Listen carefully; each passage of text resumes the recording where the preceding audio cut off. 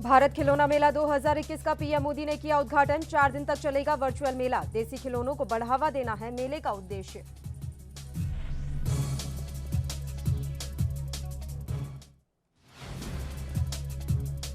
कांग्रेस में आंतरिक कलह जारी। जम्मू में एक कार्यक्रम में हिस्सा लेने पहुंचे गुलाम नबी आजाद। आजाद के साथ आए G23 गुट के नेता।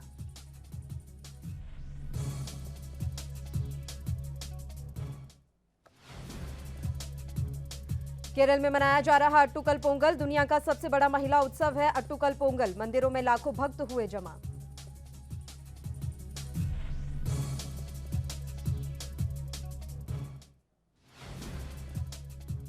और नाइजीरिया में स्कूल पर फिर से हुआ आतंकी हमला। 300 से ज्यादा लड़कियों को किया गया अगवा। हथियारबंद आतंकियों के समूह ने जामफ्रा के स्कूल पर बोला हमला।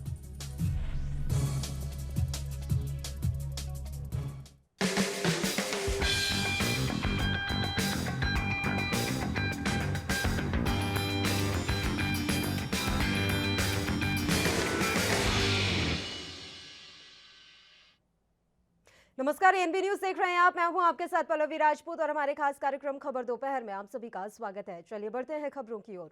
कैरेबियन देश हैती की सरकार ने शुक्रवार को कहा कि जेल से 400 से ज्यादा कैदी फरार हो गए हैं और गोलीबारी की घटना में जेल निदेशक समेत 25 लोगों की मौत हो गई है। ये घटना गुरुवार को राजधानी पोर्ट ओ प्रिंस के उत्तर पूर्व में स्थित क्रुआ दी बुके सिविल जेल में हुई। घटना के वक्त जेल में 1542 कैदी थे। इस जेल का निर्माण 2012 में कनाडा ने करवाया था। वर्ष 2014 में इसी जेल से 300 से अधिक कैदी फरार हुए थे। मारे जाने वाले लोगों में एक शक्तिशाली गैंग का सरदार और जेल निदेशक भी शामिल है। ये घटना राजधानी पोर्ट ओ प्रिंस के बाहरी इलाके में गुरुवार को क्रॉक्सडेक बुकेट्स जेल में घटित हुई।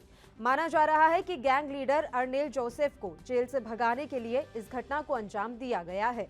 जोसेफ हैती में 2019 में गिरफ्तारी से पहले तक दुष्कर्म, अपहरण और हत्या के आरोपों में वांछित भगोड़ा था।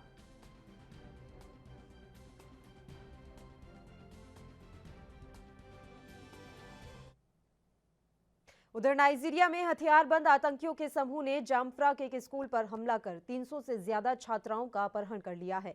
नाइजीरिया के सरकारी प्रवक्ता ने भी इन लड़कियों के अपहरण की पुष्टि करते हुए कहा कि शुक्रवार तड़के हुई इस घटना के बाद से सेना और खुफिया एजेंसियां सक्रिय हैं। जामफ्रा के राज्य सूचना आयुक्त सुलेमान तानू अनका ने बताया कि अभी तक यह स्पष्ट नहीं हो पाया है कि हथियारबंद समूहों ने कितनी लड़कियों को अगवा किया है। हालांकि स्थानीय मीडिया ने दावा किया है कि इनकी संख्या 300 से ज्यादा है।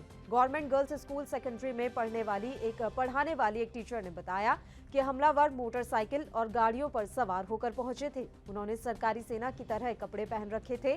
स्कूल में आने के बाद इन हमलावरों ने स्कूल में पढ़ने वाली लड़कियों को जबरदस्ती गाड़ियों में बिठाया और यहां से लेकर निकल गए। रिपोर्ट के अनुसार इस स्कूल में 421 छात्राएं पढ़ती हैं, जिनमें से 55 सुरक्षित हैं।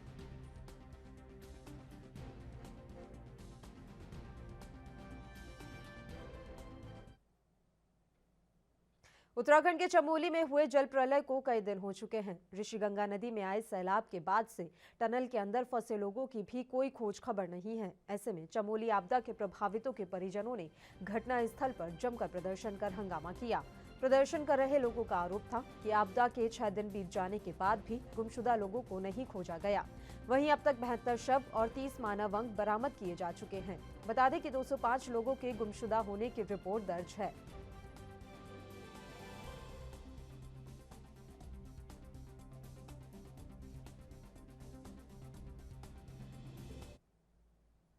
देश के सबसे अमीर उद्योगपति मुकेश अंबानी के निवास स्थान एंटीलिया के बाहर संदिग्ध कार मामले में मुंबई क्राइम ब्रांच को अहम सुराग हाथ लगे हैं।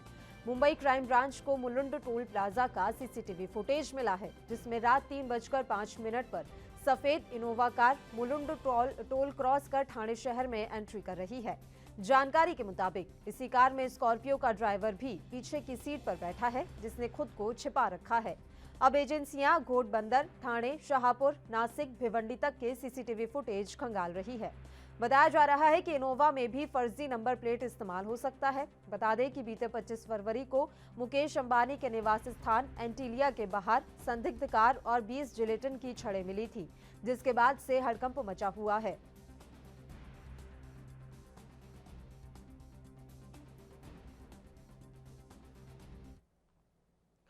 बरनाला शहर में एक बार फिर इंसानियत को शर्मसार करने वाली घटना घटित हुई है। यहां 22 वर्षीय युवती को 8 महीने तक बंधक बनाकर उसके साथ बलात्कार किया गया। पुलिस द्वारा पीड़िता के बयान के आधार पर 2 महिलाओं सहित 7 लोगों पर मामला दर्ज कर लिया गया है। वहीं पुलिस द्वारा पीड़िता को डराने धमकाने के आरोप में 3 थानेदारों को सस्पेंड किया गया।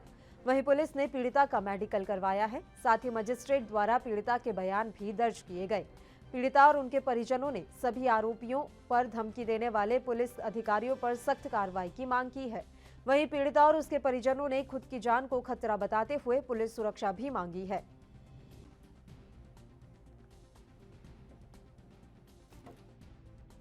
ਬਿਆਨ ਲੈ ਕੇ ਗਏ ਸੀਗੇ, ਬਸ ਮੈਨੂੰ ਇਨਸਾਫ ਚਾਹੀਦਾ ਹੈਗਾ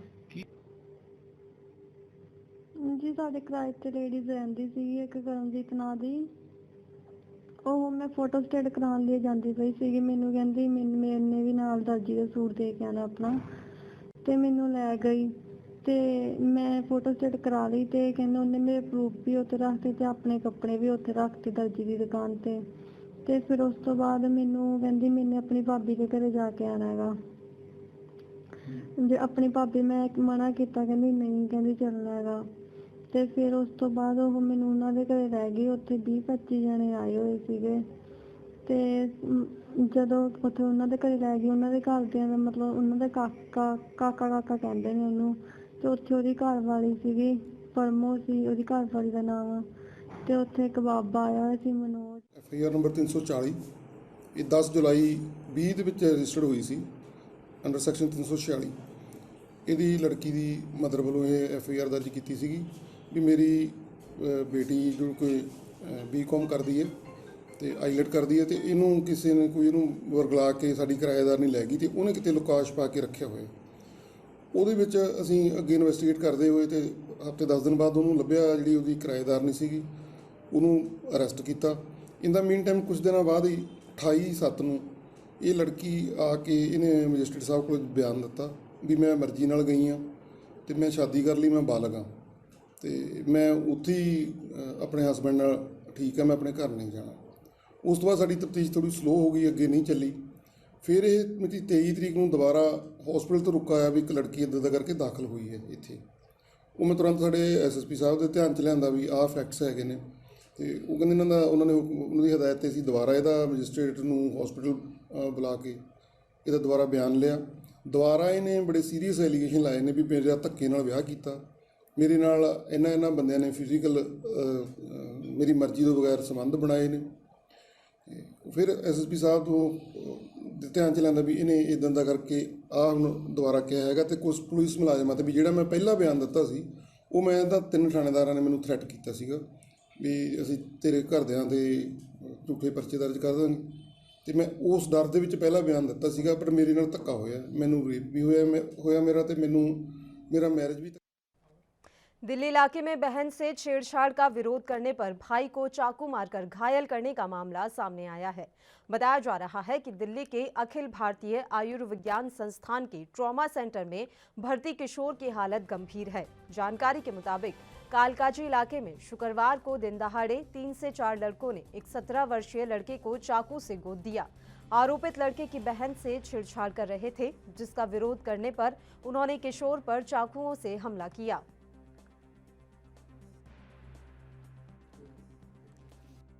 आ रही थी अपने भाई के साथ, तो कुछ लड़कों ने मेरे पे कमेंट किया, तो मेरे भाई ने उसका विरोध किया। बस इसी बात पे मेरे भाई को उसने मारा और चाकू से हमला किया उस पे। और वो लोग बहुत सारे लोग थे, 7-8 जने थे उसमें। तो कितने लोग थे? 7-8 जने थे वो लोग। और ये क्या रोज होता है छेड़खानी? जो 2-3 दिन से ये चल रहा था। उन लोग का आना जाना मतलब इधर लगा रहता है, लेकिन ये 2-3 दिन से ये लोग कमेंट कर रहे थे।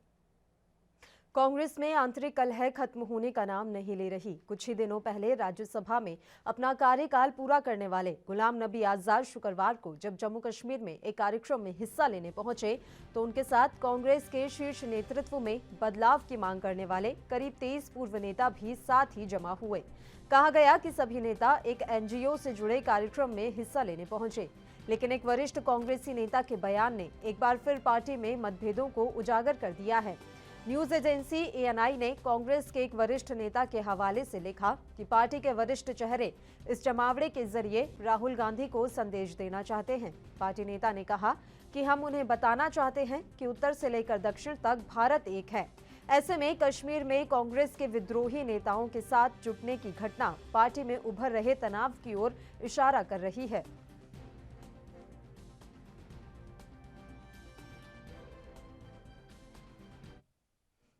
पश्चिम बंगाल में सियासी बिसात बिछ चुकी है। ऐसे में बीजेपी को जिस चीज की कमी खल रही है वो है एक अदद चेहरे की। टीएमसी बार बार बीजेपी से पूछती है कि वो अपना सीएम कैंडिडेट बताएं। टीएमसी बीजेपी पर हमला करते हुए कहती है कि बंगाल को अपनी बेटी चाहिए। अब टीएमसी के इस हमले के जवाब में बीजेपी ने बंगाल बीजेपी की महिला नेत्रियों को आगे कर दिया है। बंगाल बीजेपी ने अपनी 9 महिला नेताओं का पोस्टर जारी करते हुए कहा कि बंगाल को अपनी बेटी चाहिए, बुआ नहीं। इस पोस्टर में बीजेपी ने ममता बनर्जी को बुआ के तौर पर पेश किया है। वहीं बीजेपी के इस पोस्टर के बाद टीएमसी ने पूछा है कि इनमें से सीएम पद का चेहरा कौन है, बीजेपी नाम बताए। बता दें कि टीएमसी ने बंगाल चुनाव के अभियान की शुरुआत करते हुए बंगाल को चाहिए अपनी बेटी का नारा दिया था।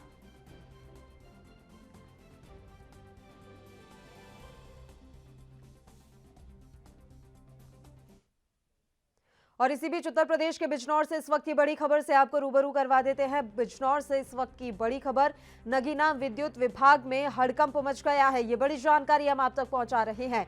विद्युत विभाग की टीम को बंधक बनाने की खबर मिल रही है। ये बड़ी जानकारी बिजनौर से हम आप तक पहुंचा रहे हैं।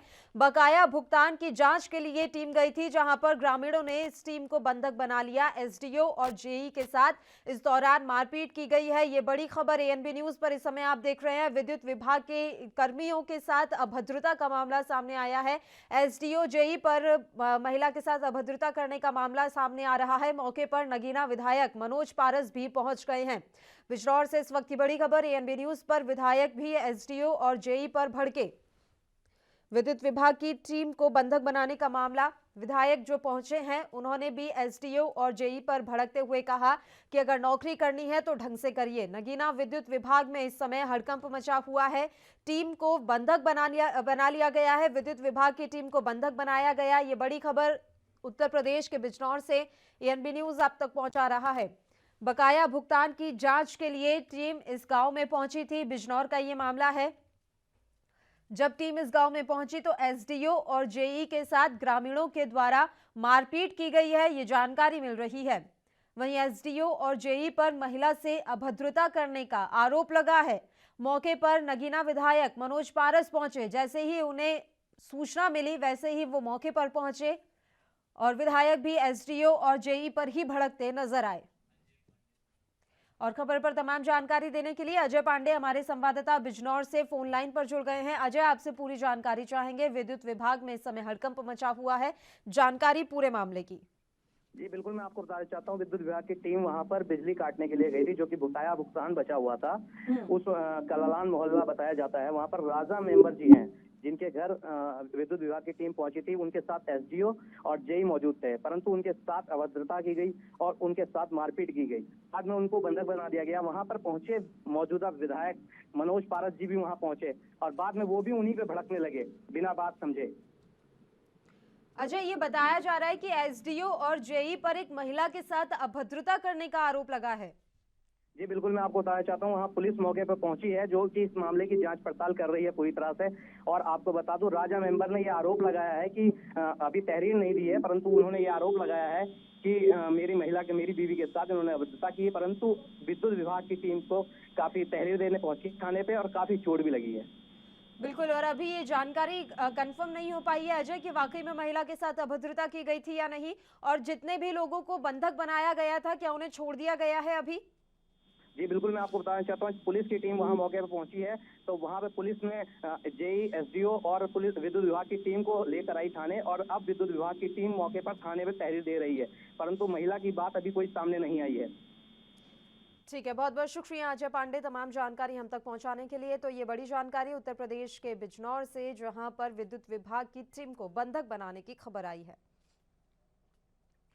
रुक करते हैं खबरों का। पश्चिम बंगाल समेत 5 राज्यों में विधानसभा चुनाव की तारीख का ऐलान हो गया है। बंगाल में 27 मार्च से 29 अप्रैल के बीच 8 चरणों में चुनाव होगा। तारीखों के ऐलान के बाद ममता बनर्जी ने चुनाव आयोग पर सवाल उठाए हैं, लेकिन कांग्रेस ने चुनाव आयोग के फैसले का स्वागत किया है। पश्चिम बंगाल कांग्रेस अध्यक्ष अधीर रंजन चौधरी ने कहा, हमने चुनाव आयोग से गुहार लगाई है कि पश्चिम बंगाल में चुनाव के दौरान सुरक्षा का इंतजाम ऐसा हो कि लोग बिना डरे चुनाव में भाग ले सकें।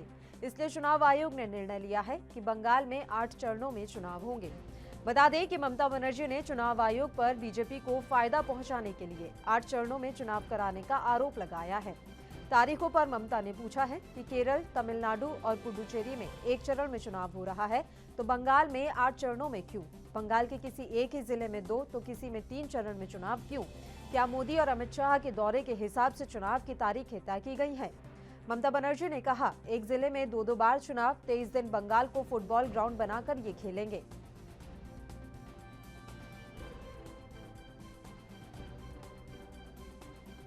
इलेक्शन कमीशन ने तय किए हैं, फैसला किए हैं कि बंगाल के चुनाव हिंसा और भयभीत के माहौल के मद्देनजर 8 चरणों में ये चुनाव कार्य निर्वाह करेंगे। कितने चरणों में होगा इसमें हमें कोई लेना देना नहीं है।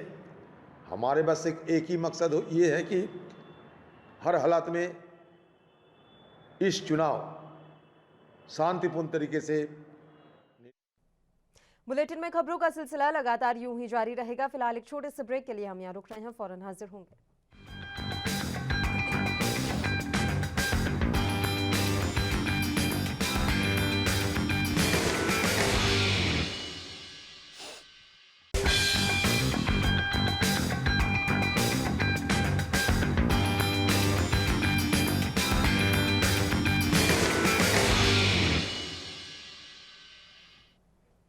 ब्रेक के बाद एक बार फिर से आप सभी का स्वागत है। बढ़ते हैं खबरों की ओर। पीएम नरेंद्र मोदी ने आज वीडियो कॉन्फ्रेंसिंग के जरिए भारत खिलौना मेला 2021 का उद्घाटन कर दिया है। देसी खिलौनों को बढ़ावा देने के मकसद से आयोजित ये वर्चुअल मेला 4 दिन तक चलेगा। पीएम मोदी का कहना है कि ये पहला खिलौना मेला केवल एक व्यापारिक या आर्थिक कार्यक्रम भर नहीं है। ये कार्यक्रम देश की सदियों पुरानी खेल और उल्लास की संस्कृति को मजबूत करने की एक कड़ी है। पीएम मोदी ने कहा, आप सभी से बात करके ये पता चलता है कि हमारे देश के खिलौना उद्योग में कितनी बड़ी ताकत छिपी हुई है। इस ताकत को बढ़ाना, इसकी पहचान बढ़ाना आत्मनिर्भर भारत अभियान का बहुत बड़ा हिस्सा है। भारत खिलौना मेला 2021 के आयोजन कार्यक्रम में पीएम मोदी ने कहा, आज जो शतरंज दुनिया में इतना लोकप्रिय है, वो पहले चतुरंग या चादुरंगा के रूप में भारत में खेला जाता था। आधुनिक लूडो तब 25 के रूप में खेला जाता था।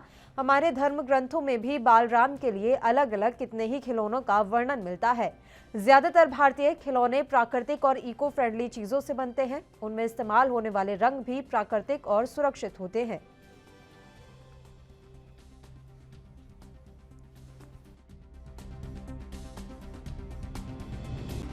सामने बैठा वाला कितना बड़ा धनी है, कितना पढ़ा लिखा है, आपको कोई असर नहीं होता है। आप अपने कठपुतली के उन खिलौनों में बिल्कुल रम जाते हैं।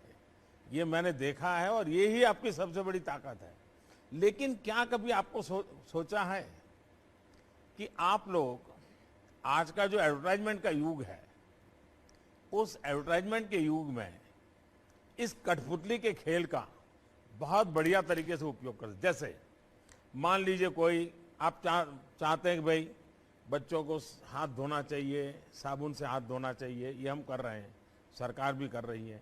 लेकिन कोई साबुन कंपनी वाली कठपुतली वालों को कहे, देखिए हम आपको छोटे छोटे साबुन बना के देते हैं, आप कठपुतली से ही साबुन देना, साबुन से हाथ धोना बच्चों को सिखाने वाला कार्यक्रम कीजिए।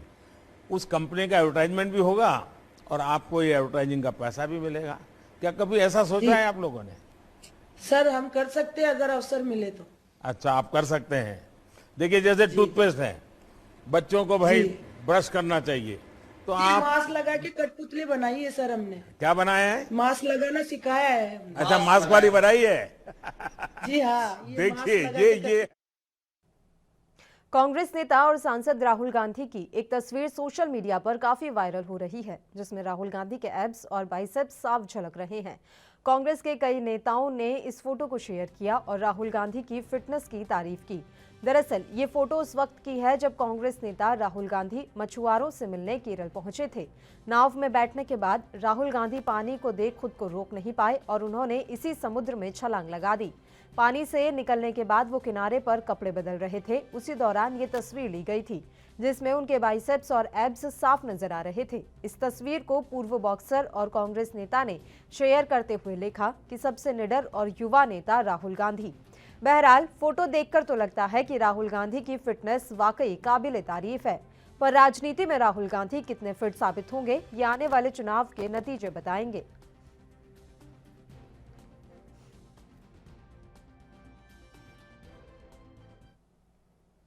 यूपी के मिर्जापुर में केंद्रीय पेट्रोलियम मंत्री धर्मेंद्र सिंह प्रधान विंध्यवासिनी के दर्शन करने के लिए विंध्याचल मंदिर पहुंचे। दर्शन के बाद धर्मेंद्र प्रधान ने पेट्रोल और डीजल के बढ़ते दामों को लेकर कहा कि उत्पादक देशों पर दबाव बनाया जा रहा है कि वह उत्पादन बढ़ाएं। साथ ही उन्होंने सर्दी के कारण गैस के दाम में बढ़ोतरी पर दिए गए बयान पर अपनी सफाई देते हुए कहा कि अंतर्राष्ट्रीय ट्रेंड है, ठंड में एलपीजी की डिमांड बढ़ जाती है और हर साल नवंबर, दिसंबर, जनवरी और फरवरी में एलपीजी के दाम में बढ़ोतरी होती है। जैसे ही डिमांड घटेगी, प्राइस में कमी होगी। हम तेल उत्पादक देशों पर दबाव बना रहे हैं।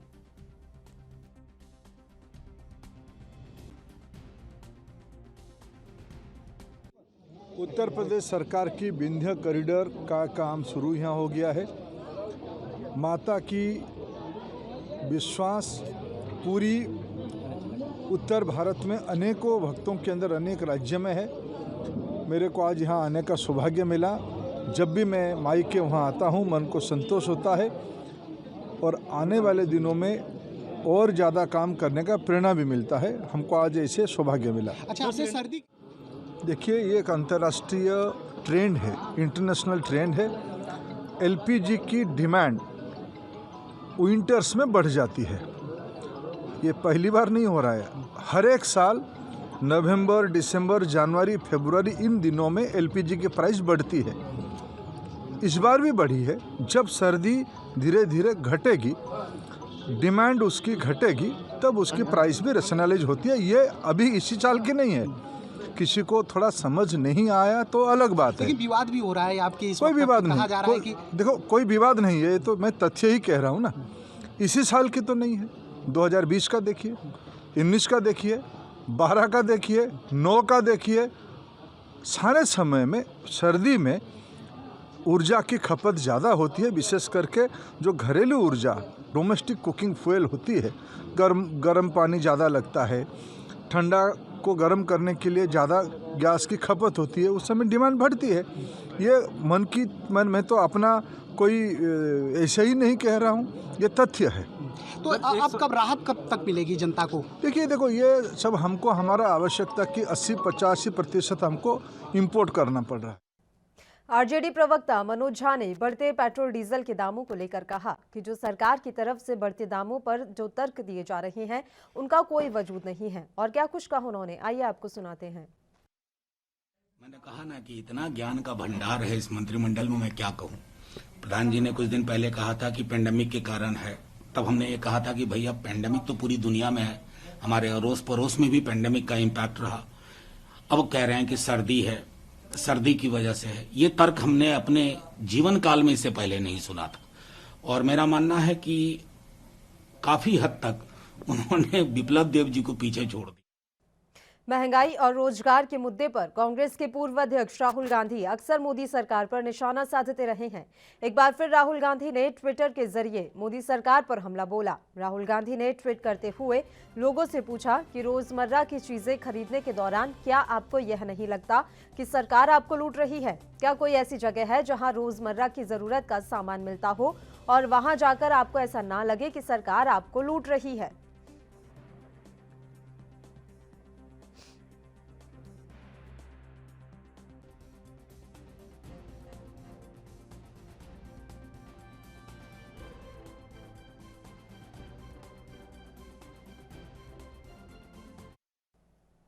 चुनाव आयोग ने देश के 5 राज्यों में चुनावी तारीखों का ऐलान कर दिया है, जिसके बाद से राजनीतिक पार्टियों में चुनाव प्रचार प्रसार को लेकर सरगर्मियां तेज हो गई हैं। ऐसे में भारतीय निर्वाचन आयोग ने पंजाब के 38 IAS और 16 IPS अधिकारियों को 5 राज्यों के लिए चुनाव पर्यवेक्षकों के रूप में नियुक्त किया है।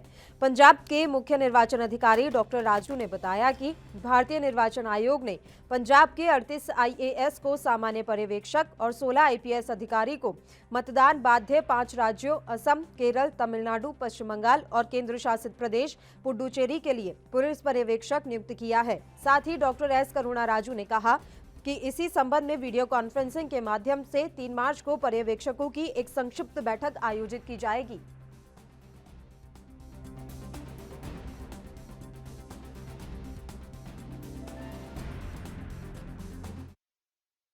फाइनेंशियल एक्शन टास्क फोर्स ने पाकिस्तान को अपनी ग्रे लिस्ट में जून तक के लिए बरकरार रखा है। इस पर रक्षा विशेषज्ञ SBS थाना की प्रतिक्रिया सुनिए। साथ ही चीन के मसले पर भी SBS थाना ने क्या कुछ कहा वो भी आप सुनिए। ब्लैकलिस्ट में तो उम्मीद नहीं, बहुत कम थी, क्योंकि ब्लैकलिस्ट के लिए 3 वोट चाहिए। 3 वोट उनके पास हैं। चीन, टर्की और मलेशिया के वोट में से बच जाते हैं वो। जहाँ तक ग्रे लिस्ट का सवाल है, उन्होंने 27 में से 3 पॉइंट के ऊपर एक्शन नहीं किया है, और वो तीनों बहुत ही क्रूशियल पॉइंट हैं। उसमें से 2 पॉइंट तो ऐसे हैं जो UN डेजिग्नेटेड टेररिस्ट के ऊपर उन्हें एक्शन लेना चाहिए था, वो उन्होंने नहीं लिया है। मौलाना मसूद अजहर बाहर घूम रहा है, उसको इंटरपोल नोटिस जारी कर दिया है। तो इन सब कारणों से उनका इस लिस्ट से बाहर निकलना तो मुझे नहीं लगता कि पॉसिबल था।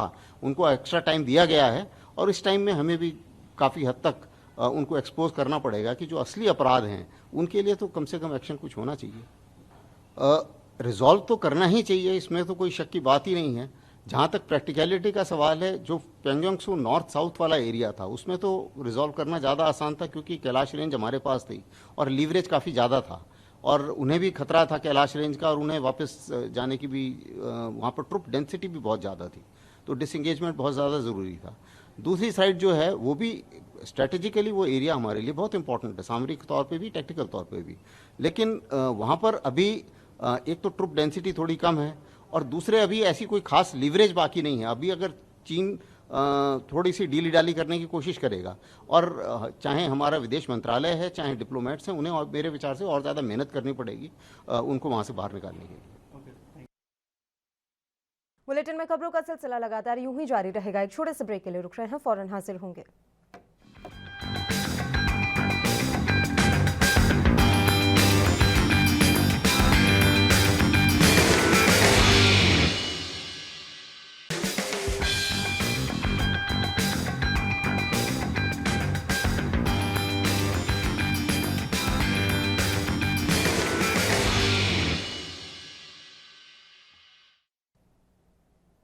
ब्रेक के बाद एक बार फिर से आप सभी का स्वागत है। बढ़ते हैं खबरों की ओर। पंजाब के सुल्तानपुर लोधी के जवाहर नवोदय विद्यालय के 9 छात्र के कोरोना पॉजिटिव होने का मामला सामने आया है, जिसके बाद स्कूलों में कोरोना नियमों की सख्ती से पालना करवाई जा रही है। इसके अलावा एक और गांव डला के स्कूल के 3 अध्यापक भी कोरोना पॉजिटिव पाए गए हैं।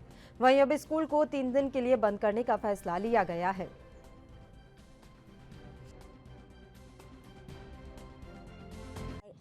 हेल्थ डिपार्टमेंट से स्टेट की तरफ से ये निर्देश जारी हो चुके हैं कि सारे स्कूलों के एक नोडल टीचर अपॉइंट किया जाए, ਜਿਹੜਾ कि कोविड अप्रोप्रिएट बिहेवियर ਦੀਆਂ गाइडलाइंस ਨੂੰ लागू कराएगा बच्चों के विच, जिस तरह कि मास्क पाना, सोशल डिस्टेंसिंग मेनटेन करनी, आपस ਦੇ ਵਿੱਚ ਬੱਚਿਆਂ ਨੇ चीज़ां शेयर नहीं करनियां, जिस तरह कि स्टेशनरी वगैरह हो गया, बार बार हाथ धोने या फिर सैनिटाइज करने, इन्हां चीज़ां वाल बच्चों ਨੂੰ बार फिर से कोरोना का कहर बढ़ने लगा है। दरअसल देश भर के 5 बड़े राज्यों में कोरोना के बढ़ते संक्रमण के बीच देश की राजधानी दिल्ली में कोरोना एक बार फिर पैर पसारने लगा है।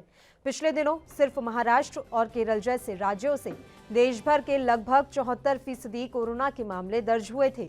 फिलहाल दिल्ली में भी कोरोना के एक्टिव मरीजों की संख्या तेजी से बढ़ रही है। वहीं देश भर में पिछले 24 घंटे में कोरोना के 16,488 नए मामले सामने आए हैं, जबकि 113 लोगों की मौत हुई है।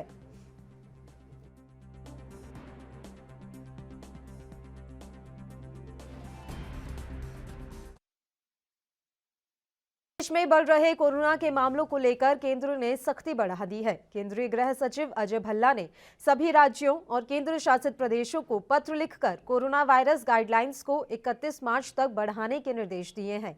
उन्होंने पत्र में लिखा है कि कोविड-19 के खिलाफ जारी जंग को जीतने के लिए एहतियातन बरतने और सख्त निगरानी की जरूरत है। पत्र में गृह सचिव की तरफ से कहा गया है कि पिछले कुछ महीनों में कोरोना के मामलों में गिरावट देखी गई है, लेकिन कोरोना से जंग जीतने के लिए अब भी हमें सख्त निगरानी और एहतियात बरतने की जरूरत है।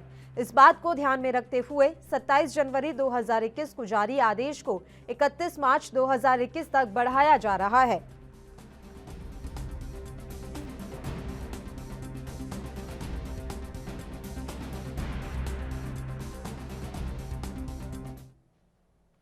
कोरोना टीकाकरण के लिए लॉन्च सरकारी ऐप पर वैक्सीन की खुराक लेने के लिए अब 1 मार्च से खुद ही रजिस्ट्रेशन किया जा सकेगा। नेशनल हेल्थ अथॉरिटी के मुख्य कार्यकारी अधिकारी और कोविड टीकाकरण पर एम्पावर्ड कमेटी के अध्यक्ष राम सेवक शर्मा ने शुक्रवार को इसकी जानकारी दी। जानकारी के मुताबिक ऐप पर पंजीकरण का तरीका भी साझा किया गया है। कोविन सॉफ्टवेयर अब आम जनता के लिए भी उपलब्ध होगा। इस पर अभी स्वास्थ्य कर्मियों और फ्रंटलाइन वर्कर्स का ही कोरोना वैक्सीन के लिए पंजीकरण किया जा रहा है।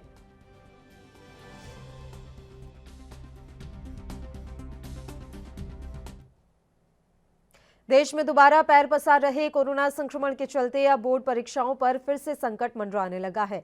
गुरुवार 25 फरवरी को तमिलनाडु के मुख्यमंत्री पलानीस्वामी ने विधानसभा में घोषणा की है कि 2020-21 शैक्षणिक वर्ष के लिए 9वीं से 11वीं तक के छात्रों को बगैर परीक्षा के इंटरनल मार्क्स के आधार पर प्रमोट किया जाएगा। छात्रों का कहना था कि लॉकडाउन के कारण केवल ऑनलाइन पढ़ाई हुई है और क्लासेस में पढ़ने का मौका नहीं मिला। ऐसे में शिक्षकों, अभिभावकों और छात्रों के अनुरोध पर मुख्यमंत्री ने ये फैसला किया। बता दें कि राज्य में 12वीं की बोर्ड परीक्षाएं मई में आयोजित की जानी है। 10वीं और 12वीं की क्लासेस 18 जनवरी से शुरू की जा चुकी हैं, जबकि 9वीं और 11वीं की क्लासेस 8 फरवरी से शुरू कर दी गई हैं।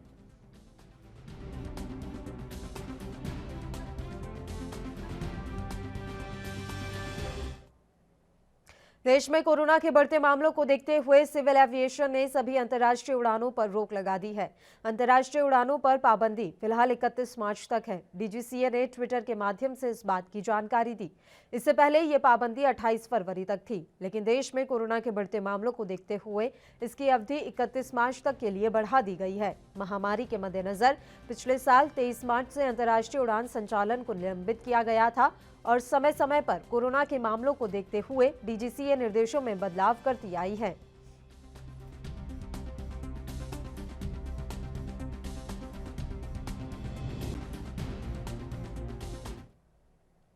आज अट्टुकल पोंगल है। अट्टुकल पोंगल एक 10 दिवसीय त्योहार है जिसे अट्टुकल मंदिर तिरुवनंतपुरम केरल में मनाया जाता है। इस दिन अट्टुकल देव की पूजा की जाती है। साथ ही मंदिरों में लाखों भक्त इकट्ठा होते हैं और हर्षोल्लास के साथ यह त्योहार मनाते हैं। यह केरल में प्रत्येक वर्ष अट्टुकल भगवती मंदिर में महिलाओं के द्वारा मनाया जाता है। अट्टुकल पोंगल हर साल मलयालम महीने के मकरम या कुंभम के कार्तिकई तारे पर शुरू होता है और रात में कुरुतीर्थ पर्णम के रूप में जाना जाता है। अट्टुकल पोंगल दुनिया का सबसे बड़ा महिला उत्सव है। इस दिन अनुष्ठान करने के लिए महिलाएं बड़ी संख्या में एकत्रित होती हैं। इस दिन शहर की सड़कें श्रद्धालुओं से भर जाती हैं। इस दिन महिलाएं अट्टुकल देवी को मिट्टी के बर्तन में मिठाई अर्पित करती हैं। इस दिन महिलाएं मिट्टी के बर्तन में चावल से बना भोजन बनाती हैं और इसे मां को अर्पित करती हैं। इस त्योहार को गिनीज वर्ल्ड रिकॉर्ड में दर्ज किया गया है क्योंकि यह महिलाओं का सबसे बड़ा त्योहार है। हालांकि इस बार कोरोना के कारण ये त्योहार बहुत ही सीमित तरीके से मनाया जा रहा है।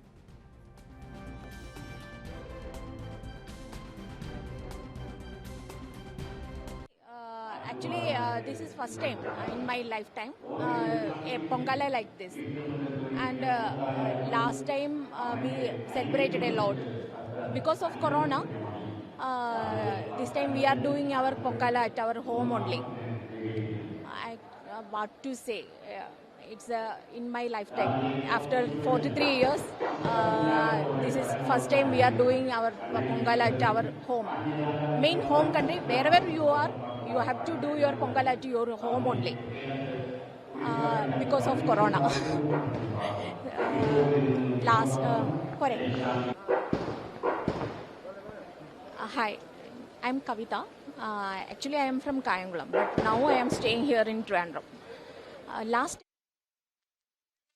केंद्र सरकार अब ट्रैफिक को भी डिजिटल बनाने की शुरुआत करने जा रही है। राज्यों की पुलिस और परिवहन विभाग के अधिकारियों को हाईटेक बनाने का खाका तैयार कर लिया गया है। इसके तहत पुलिस, ट्रैफिक और परिवहन अधिकारियों के शरीर पर बॉडी कैमरा लगेंगे। साथ ही वाहनों के डैशबोर्ड पर सीसीटीवी कैमरे, हाईवे जंक्शन पर स्पीड कैमरे आदि डिजिटल उपकरणों को लगाने की योजना है। सरकार के इस कदम से ट्रैफिक नियम तोड़ने वाले ड्राइवर्स पर शिकंजा कसेगा और ट्रैफिक विभाग में हो रहे भ्रष्टाचार पर भी लगाम लगेगी। बॉडी कैमरे की वीडियो ऑडियो रिकॉर्डिंग अदालत में बतौर सबूत पेश किए जाएंगे। सड़क परिवहन और राजमार्ग मंत्रालय ने सड़क सुरक्षा संबंधी मसौदा तैयार कर लिया है। आपको बता दें कि फिलहाल ये योजना 10 लाख से ज्यादा आबादी वाले शहरों और राज्यों में शुरू होगी।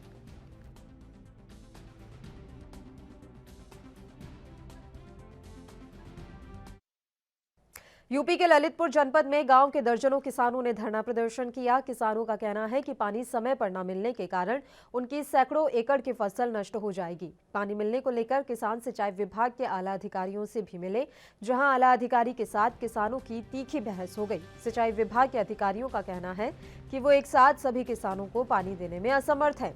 रोस्टर के हिसाब से किसानों को पानी दिया जाता है, पर गर्मी की वजह से सभी किसानों की मांगे एक साथ आ गई हैं, जिससे सिंचाई विभाग एक साथ सभी को पानी देने में असमर्थ है। इसके अलावा किसानों ने समय पर पानी न मिलने को लेकर बड़े स्तर पर आंदोलन करने की बात कही है, जिसकी जिम्मेदारी सिंचाई विभाग की होगी।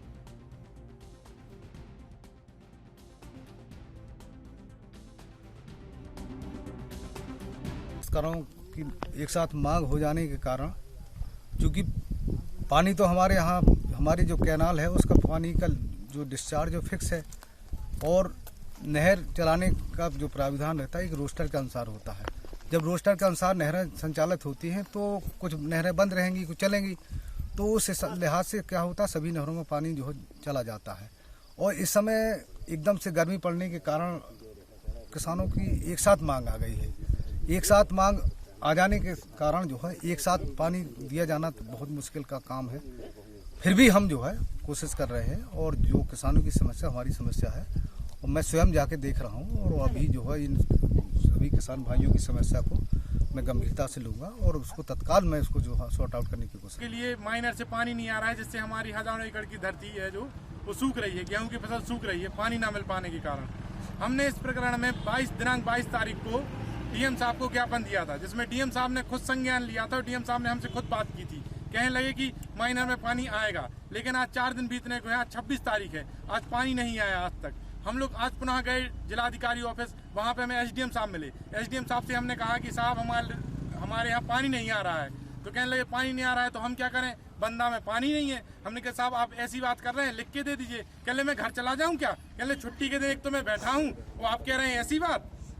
तो हम लोगों ने कहा कि अब साहब जब आप ही नहीं सुनेंगे तो हम लोग कहाँ जाएंगे। इस कारण पुलिस प्रशासन ने कोविड-19 शहर के बचाव के लिए शहर में प्रचार करना शुरू कर दिया है। कोरोना वायरस के बढ़ते केसेस को लेकर बरनाला पुलिस प्रशासन द्वारा लोगों को अवेयर करने के लिए कोरोना वायरस से बचाव के संबंधी जानकारी के स्टिकर, पोस्टर, पंपलेट और शहर में लोगों को मास्क बांटे जा रहे हैं। पुलिस प्रशासन द्वारा शहर की सभी मुख्य बाजार और जगहों पर लाउड स्पीकर द्वारा इस वायरस से बचने के लिए जानकारी भी दी जा रही है।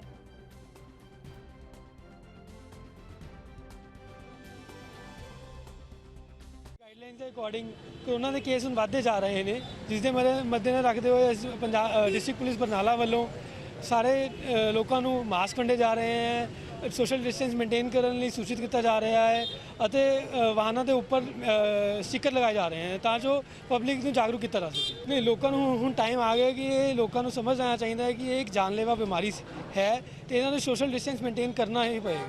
ਨਹੀਂ, ਉਹ ਟਾਈਮ ਟੂ ਟਾਈਮ ਡਿਪੈਂਡ ਕਰਦੇ ਪੰਜਾਬ ਗਵਰਨਮੈਂਟ ਦੀ ਗਾਈਡਲਾਈਨ ਦੇ ਅਕੋਰਡਿੰਗ ਲਾਕਡਾਊਨ ਲੱਗ ਸਕਦਾ ਹੈ, ਉਹ ਡਿਪੈਂਡ ਕਰਦਾ ਹੈ ਗਾਈਡਲਾਈਨਸ ਦੇ ਅਕੋਰਡਿੰਗ। ਪਬਲਿਕ ਨੂੰ ਮੈਸੇਜ ਇਹੀ ਹੈ ਕਿ ਪਬਲਿਕ ਨੂੰ ਸਾਰਿਆਂ ਨੂੰ ਸੋਸ਼ਲ ਡਿਸਟੈਂਸ ਮੇਨਟੇਨ ਰੱਖਣਾ ਚਾਹੀਦਾ ਹੈ, ਆਪਣੇ ਹੱਥ ਬਾਰ-ਬਾਰ ਮੇਨਟੇਨ ਧੋਣੇ ਚਾਹੀਦੇ ਨੇ। ਉੱਤੋਂ यूपी के प्रयागराज में माघ मेला के उपलक्ष्य में प्रशासन ने भक्तों पर पुष्प वर्षा की। ये पुष्प वर्षा हेलीकॉप्टर के माध्यम से संगम घाट पर भक्तों के स्वागत के लिए की गई। पुष्प वर्षा से भक्तों के चेहरे खिल उठे। भक्तों ने प्रयागराज में हो रहे माघ मेले आयोजन को सराहा और साथ ही मेले में अच्छे इंतजाम को लेकर सरकार और प्रशासन का धन्यवाद किया। भक्तों ने कहा कि कोरोना के मद्देनजर भी प्रशासन ने बचाव के सभी उपाय किए हुए हैं। कोरोना टेस्टिंग के लिए जगह जगह जांच केंद्र भी लगे हैं। उन्होंने कहा कि मेले का आयोजन काफी लंबे समय से होता आया है और इस माघ मेले का भक्तों के लिए अलग ही महत्व है। पूरे एहतियात के साथ इंतजाम किए गए हैं, जिसका हम यूपी सरकार का आभार व्यक्त करते हैं।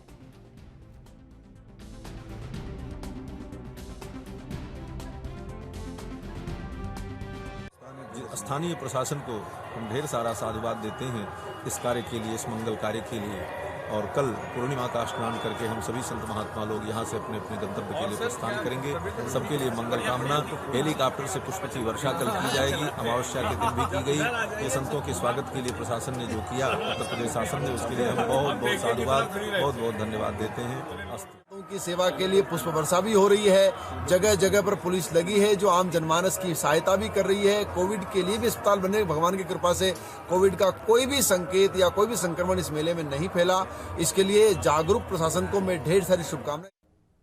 मथुरा वृंदावन कुंभ पूर्व वैष्णव का शाही स्नान संपन्न हुआ, जिसको लेकर साधु संतों ने यमुना मैया में डुबकी लगाई। हजारों की संख्या में साधु संत ने शाही स्नान किया।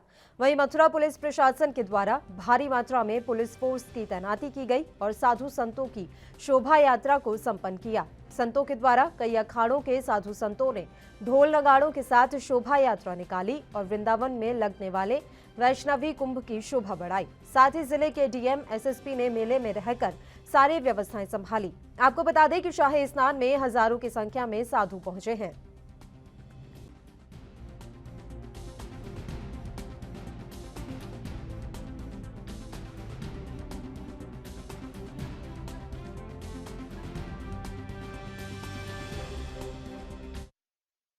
महिला एवं बाल विकास राज्य मंत्री ने राज्य स्तरीय चयन कमेटी की बैठक की अध्यक्षता की। हरियाणा की महिला एवं बाल विकास राज्य मंत्री कमलेश ढांडा ने कहा है कि प्रत्येक वर्ष 8 मार्च को मनाए जाने वाले अंतर्राष्ट्रीय महिला दिवस को सुनियोजित ढंग से मनाया जाना चाहिए, तभी हम समाज में इस दिवस के महत्व का संदेश पहुंचा सकते हैं। महिला एवं बाल विकास राज्य मंत्री अंतर्राष्ट्रीय महिला दिवस के अवसर पर विभिन्न क्षेत्रों में लक्ष्य प्राप्त करने वाली महिलाओं एवं बालिकाओं का चयन करने के लिए बुलाई गई राज्य स्तरीय चयन कमेटी की बैठक की अध्यक्षता की।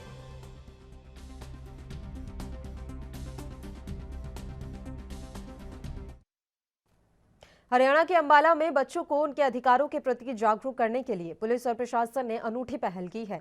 दरअसल पुलिस और प्रशासन ने संयुक्त रूप से जागरूकता अभियान हिफाजत का आयोजन किया। इस अभियान में बच्चों को उनके अधिकारों के प्रति जागरूक करने के लिए और यौन शोषण के खिलाफ आवाज उठाने के लिए जागरूक किया गया। इस दौरान उपायुक्त अशोक कुमार ने बताया कि बाल यौन शोषण रोकने के लिए आज हिफाजत एक्सप्रेस वीडियो वैन को हरी झंडी दिखाई गई है और ये वैन जगह जगह जाकर बच्चों को उनके अधिकारों के प्रति जागरूक करेगी।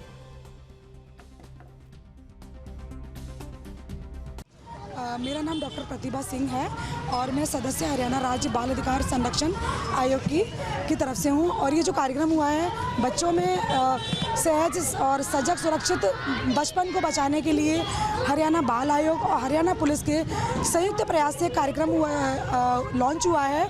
और हिफाजत, इसमें क्या होता है कि बच्चों को बचपन के बचाने के लिए।